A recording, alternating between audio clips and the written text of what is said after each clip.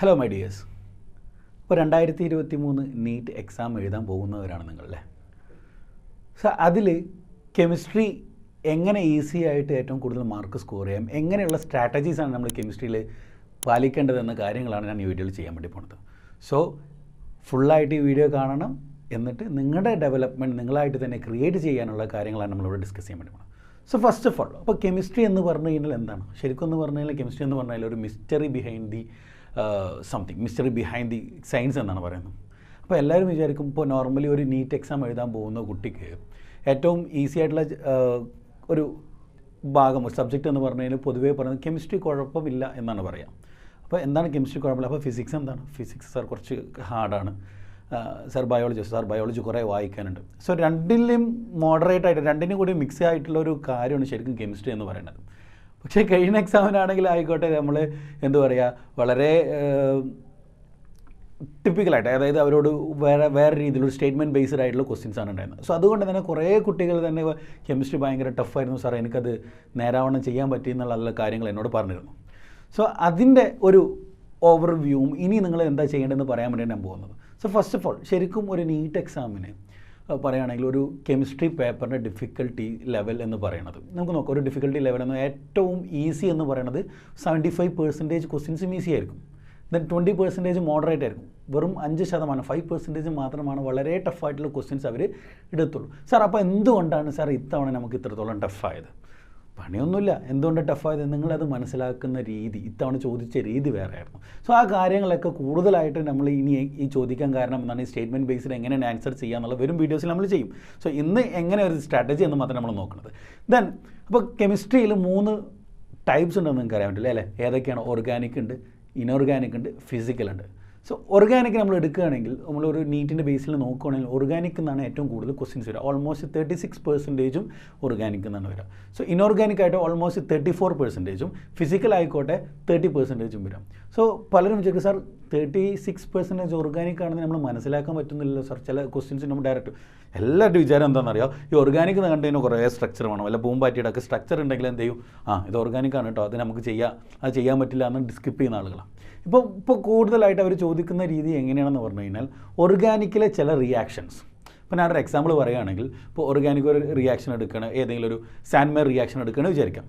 സാൻമെയർ അനിലിന് എടുത്തിട്ട് ഒരു റിയാക്ഷൻ നടത്തി കഴിഞ്ഞാൽ നമുക്ക് എന്ത് കിട്ടണം? ക്ലോറോബെൻസീൻ കിട്ടണം. അപ്പോൾ ഇത്ര ഗ്രാം ഓഫ് അനിലിൽ നിന്ന് ഇത്ര ഗ്രാം ഓഫ് ക്ലോറോബെൻസീൻ നമുക്ക് കിട്ടുന്നറിയാം. സോ ഇതൊരു കെമിക്കൽ റിയാക്ഷൻ ആണെങ്കിൽ ഇതിനെ, ഈ ഓർഗാനിക്കിനെ ഇവർ എന്തിൽ ചോദിക്കും? ഫിസിക്കലിനെ ബേസ് ചെയ്ത് ചോദിക്കും. സോ ശരിക്കും പറഞ്ഞു കഴിഞ്ഞാൽ ഓർഗാനിക്കും ഇനോർഗാനിക്കും ഫിസിക്കലും എല്ലാം ഒരു കണക്റ്റഡ് ബേസിലാണ് ഇവർ ചോദിക്കും. സോ സാർ അപ്പോൾ ഓർഗാനിക്കും ഇനോർഗാനിക്കും ഫിസിക്കലും ഇതിലേതാണ് ഞാൻ ഏറ്റവും കൂടുതലായിട്ട് ഇമ്പോർട്ടൻസ് കൊടുക്കേണ്ടത്? സോ അത് മനസ്സിലാക്കാൻ ഞാൻ എന്താ ചെയ്യേണ്ടത്? ഈ കാര്യങ്ങളൊക്കെ നമുക്ക് ഡിസ്കസ് ചെയ്യാം. സോ ഫസ്റ്റ് ഓഫ് ഓൾ, ഒരു സ്ട്രാറ്റജി എന്ന നിലയ്ക്ക് ഞാൻ പറയുകയാണെങ്കിൽ, ഹോൾ ഓഫ് ദ കെമിസ്ട്രി ഞാൻ പറയുകയാണെങ്കിൽ, ഫസ്റ്റ് നിങ്ങൾ ചെയ്യേണ്ട കാര്യം, ആദ്യം നിങ്ങളുടെ ബേസിക്സ് ക്ലിയർ ചെയ്യുക എന്നുള്ളത്. You should clear your basic first. നിങ്ങളുടെ ബേസിക് കൺസെപ്റ്റുകളൊക്കെ നിങ്ങൾ എന്ത് ചെയ്യുക? ക്ലിയർ ചെയ്യാം. ഇപ്പോൾ കൺസെപ്റ്റുകളെ കുറിച്ച് പറയുകയാണെങ്കിൽ, ഇപ്പോൾ ഞാനൊരു എക്സാമ്പിൾ പറയാം. ഇപ്പോൾ ഒരു എക്സാമ്പിൾ പറയുകയാണെങ്കിൽ, first chapter some basic concepts in കെമിസ്ട്രിയിൽ വരുന്ന ഒരു ക്വസ്റ്റ്യനാണ്, സാർ ഇത്ര എമൗണ്ട് 10 ഗ്രാം ഓഫ് ഹൈഡ്രജനും 10 ഗ്രാം ഓഫ് നൈട്രജനും കൂടി ചേർന്ന് കഴിഞ്ഞാൽ എത്ര ഗ്രാം ഓഫ് അമോണിയ കിട്ടും? അതിൽ ആരാണ് ലിമിറ്റിംഗ് റിയേജൻ എന്നുള്ള ക്വസ്റ്റ്യൻ നമുക്ക് വരും. അപ്പോൾ നമ്മൾ പറയും, അയ്യോ ലിമിറ്റിംഗ് റിയേജൻ്റെ ക്വസ്റ്റ്യൻ വന്നാൽ അയ്യോ സാർ ഇങ്ങനെ കിട്ടത്തില്ല. അപ്പോൾ അത് ഗ്രാമം ചോദിച്ചുകൊണ്ടൊക്കെ, ചിലപ്പോൾ മോൾസ് ചോദിക്കാം, ചിലപ്പോൾ ആറ്റം ചോദിക്കാം, ചിലപ്പോൾ ഇത് ചോദിക്കാം. ഒരു കാര്യം നിങ്ങൾ ആലോചിച്ച്, ഒരു എക്സാമ്പിൾ ഞാൻ പറയാം. നമ്മളൊരു കല്യാണത്തിന് പോകണമെന്ന് വിചാരിക്കുക. ഒരു ലിമിറ്റിംഗ് റിയേജൻ്റെ എക്സാമ്പിൾ ഞാൻ പറയട്ടെ. നമ്മളൊരു കല്യാണത്തിന് വേണ്ടി പോകണമെന്ന് വിചാരിക്കുക. ഒരു കല്യാണത്തിന് പോയി ഭക്ഷണം കഴിക്കാൻ, അതാണല്ലോ നമ്മുടെ ലക്ഷ്യം.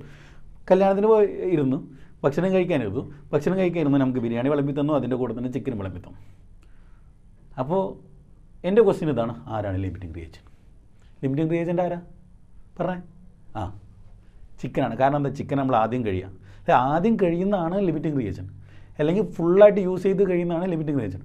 അപ്പോൾ കുറച്ച് ചോറ് ബാക്കിയുണ്ട് കേട്ടോ,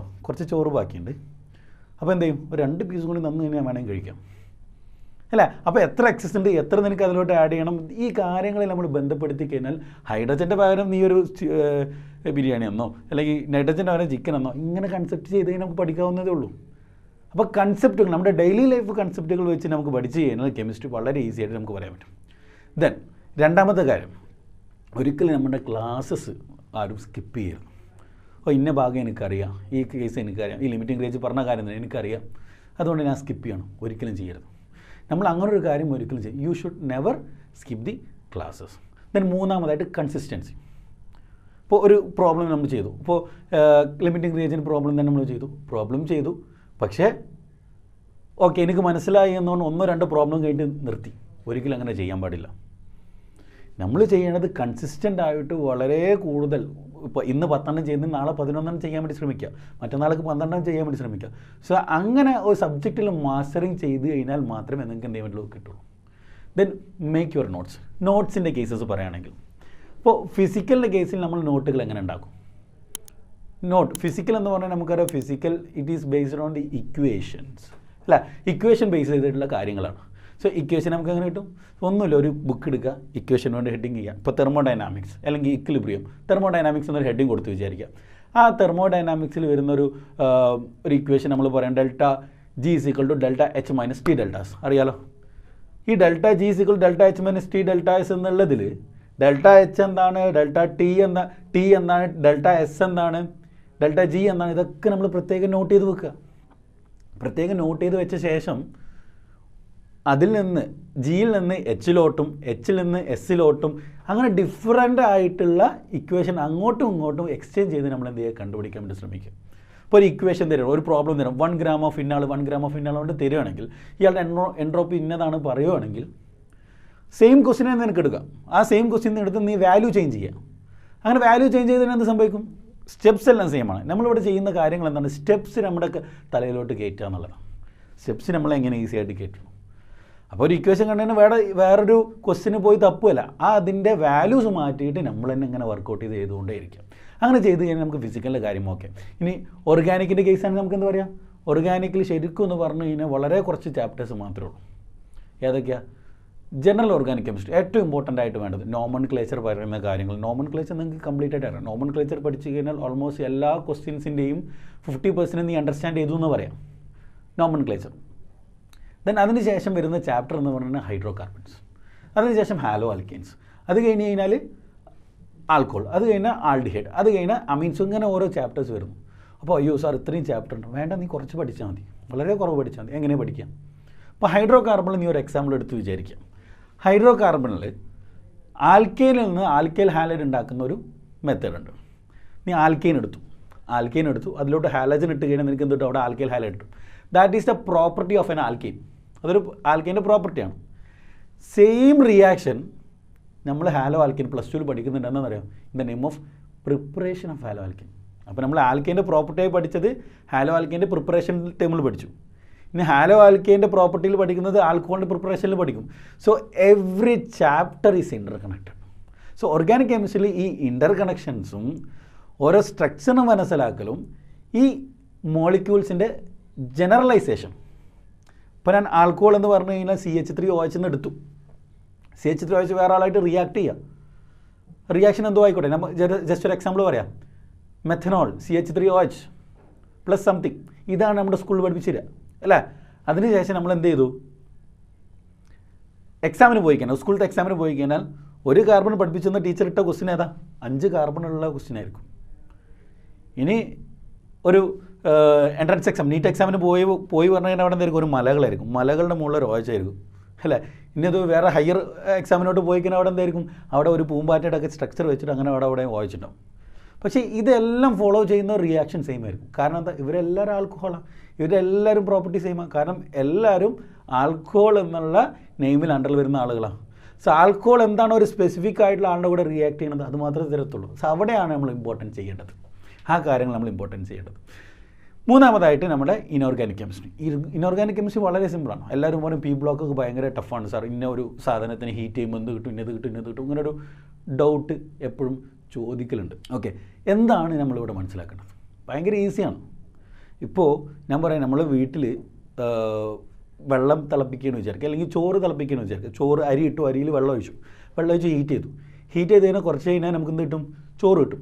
ഈ ചോറിൽ വെള്ളം ഉണ്ടാവുമോ? നേരത്തെ നമ്മൾ ഒഴിച്ചത്ര വെള്ളം ഉണ്ടാവുമോ? ഇല്ല. എന്തുകൊണ്ടാണ്? ഈ വെള്ളം അവിടെ നിന്ന് ആവിയായി പോയിട്ടുണ്ട്. സോ നമുക്കറിയാവുന്നൊരു കാര്യമുണ്ട്, എന്താണ്? വെള്ളം ഹീറ്റ് ചെയ്ത് കഴിഞ്ഞാൽ അവിടുന്ന് വെള്ളം പോയി, ആവിയായി പോയി. സോ നിനക്ക് ഞാനൊരു കോമ്പൗണ്ട് തരാം. ഇപ്പോൾ പി ബ്ലോക്കിൽ നിന്ന് ഞാൻ ഒരു കോമ്പൗണ്ട് തരാം, NH4NO3. NH4NO3 എന്നൊരു കോമ്പൗണ്ട് തരാം. നോക്കിക്കോ, NH4NO3. ഈ NH4NO3 നീ ഹീറ്റ് ചെയ്ത് കഴിഞ്ഞാൽ നിനക്ക് എന്ത് പ്രൊഡക്റ്റ് കിട്ടും? അയ്യോ സാർ അത് ടഫാണ്, സാറ് വേണം വെള്ളം ചോദിച്ചു കഴിഞ്ഞാൽ നോക്കി. ഇത് ഈസിയാണോ? എങ്ങനെയാണെന്നറിയോ? ഈ NH4NO3 നീ എന്ത് ചെയ്തു? ഹീറ്റ് ചെയ്ത് കഴിഞ്ഞാൽ വാട്ടറിൻ്റെ മോളിക്കുലർ ഫോമുല എന്താ? H2O. ആ H2O എഴുതിയ ശേഷം ഓക്കെ, എത്ര മോൾസ് ഓഫ് H2O അവിടെ പോകും നോക്കാം. എത്ര മോൾസ് ഓഫ് H2O പോയി? 2 മോൾസ് ഓഫ് H2O അവിടെ പോകും. അപ്പോൾ 2H2O. ബാക്കിയുള്ള ആരാ? 2 നൈട്രജൻ ഒരു ഓക്സിജൻ ഉണ്ട്. ആ 2 നൈട്രജൻ ഒരു ഓക്സിജൻ കൂടെ നമുക്ക് എന്ത് കിട്ടും? N2O കിട്ടും. ശ്രദ്ധിച്ചോ, NH4NO3 gives N2O plus 2H2O. This is simple അല്ലേ? സോ ഇങ്ങനെയുള്ള റിയാക്ഷൻസും വളരെ ഈസി ആയിട്ട് തന്നെ നമുക്ക് എന്ത് ചെയ്യാൻ പറ്റും? ഇവിടെ കവർ ചെയ്യാൻ പറ്റും. സോ ഇങ്ങനെയുള്ള ഓരോ സ്റ്റെപ്പുകൾ നമ്മൾ ഫോളോ ചെയ്ത് കഴിഞ്ഞാൽ നമ്മുടെ കെമിസ്ട്രി സ്ട്രാറ്റജിയിലോട്ട് നമുക്ക് ഈസി ആയിട്ട് ചെയ്യാൻ പറ്റും. പിന്നെ ഏറ്റവും ഇമ്പോർട്ടൻ്റ് ആയിട്ടുള്ള ഒരു കാര്യം കൂടി പറയാനുള്ളത് എന്താ പറഞ്ഞാൽ